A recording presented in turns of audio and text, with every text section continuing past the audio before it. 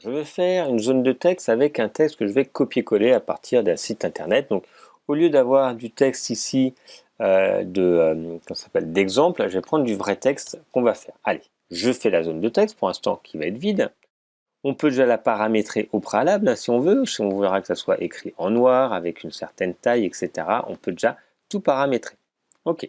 Donc là, je vais pouvoir l'insérer. Je vais aller chercher mon texte. Donc voilà, je fais un copier-coller du texte, enfin la définition de graphisme, peu importe. Je copie, CTRL ou commande C, je retourne dans Affinity Publisher et je fais coller, comme ceci.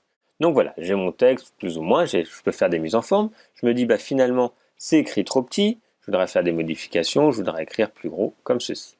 Je vous montrer cet exemple parce que ce qui peut se passer quand vous allez faire ça, là, moi c'est du texte que j'écris, parce que là, le phénomène que je vous montre ne se produit pas avec du texte inséré ici en faisant l'option le texte d'exemple. Donc ça peut vous fausser par la suite. Moi j'ai fait un texte et ce qui s'est passé c'est que j'ai plus de texte parce que ici ça s'arrête en France et en fait il y a du texte en plus. En fait il y a du texte en excès qui a été ajouté. Pourquoi? Parce que j'ai plus de texte qui est disponible dans l'espace. Ok, j'ai pas assez d'espace pour qu'on voit tout le texte. Donc ça c'est un gros problème qu'il faut bien faire attention. Une erreur parce que il ne corrige pas automatiquement. Le logiciel comprend que vous avez une zone et c'est à vous d'écrire dans cette zone. Il se dit, ben voilà, cette zone ne peut pas être contractée par défaut, je vais pas l'agrandir pour vous. En fait, vous me dites, j'ai cette zone, ben c'est à vous de faire rentrer le texte dedans. Donc parfois, ça peut être un problème parce que vous faites un copier-coller d'un texte de quelqu'un que vous ne relisez pas forcément parce qu'il y a beaucoup de pages, hein, vous faites un catalogue et tout va bien, sauf que peut-être sur un bas de page, il vous manque une ligne. Vous ne lisez pas tout, vous l'envoyez au client et en espérant qu'il fasse attention aussi qu'il ait bien tout relu parce qu'il peut manquer une ligne ou un mot parce qu'il n'y a pas assez de place dans ce bloc pour afficher tout le texte. On a plusieurs possibilités pour résoudre ce problème. La première, tout simplement, c'est, si on n'a pas trop de contraintes, c'est tout simplement d'agrandir. Vous voyez, j'agrandis et là, il me manquait 2 lignes. Donc là, ben voilà, j'ai plus d'erreur, j'ai pas de texte en trop. On voit qu'on a du texte en trop comment? Ici, à droite, on a un petit œil rouge qui apparaît. Et là, on a un petit point rouge pour nous dire qu'on a un problème, ok, une erreur. Si je clique dessus, qui est le contrôle en amont, on va nous dire dépassement de la zone de texte. Ok. Mais surtout, vous voyez la zone rouge, ici vous avez un point rouge là, un point rouge là. Et quand je clique dessus, je vois bien ici que j'ai un point rouge. Il faut juste agrandir si on a la possibilité. Vous voyez, j'ai 2 lignes et là, le point rouge a disparu. Le point, il est jaune, j'ai pas trop de problème. Ça me convient. Ok. Donc ça, c'est la première possibilité. Mais ce n'est pas toujours le cas. Ok.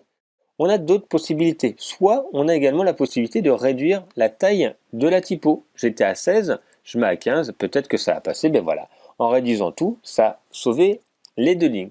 Une autre possibilité, vous dites, ben, on ne peut pas réduire la taille de la typo parce que sinon ça va être écrit trop petit pour ce qu'on veut.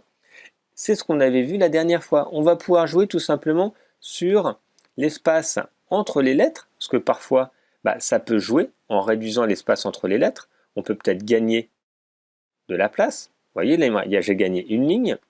Et on peut également jouer sur l'espace entre les lignes. Donc je vais remettre, allez, moins 15 pour gagner un petit peu. Mais je vais surtout réduire l'espace entre les lignes.